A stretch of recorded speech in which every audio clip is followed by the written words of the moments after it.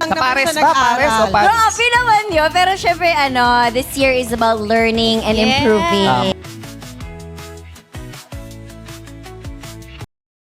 Kumakailan, si Kim Chiu ay nasa Paris ng 3 linggo, Marso hanggang Abril ngayong taong 2026 para sa short business course tungkol sa marketing at business development.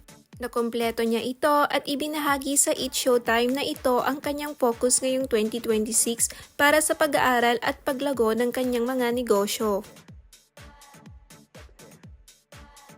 Nag-post din siya ng larawan sa Instagram na nagpapakita ng stylish na Paris life niya habang nag-e-enjoy ng vacation time kasabay ng pag-aaral. Maraming ang fans ang umahanga sa kanyang dedikasyon sa buhay dahil kahit sunod-sunod ang kanyang mga proyekto ay naglalaan pa rin siya ng oras para sa kanyang pag-aaral. Kumakalat rin sa social media na di umano'y magkasama sila ni Paolo Abilino dahil pareho silang nasa Paris noong Marso. Si Paolo Abilino ay nasa Paris noong Marso hanggang Abril para sa shooting ng pelikula kasama si Nadine Lustre.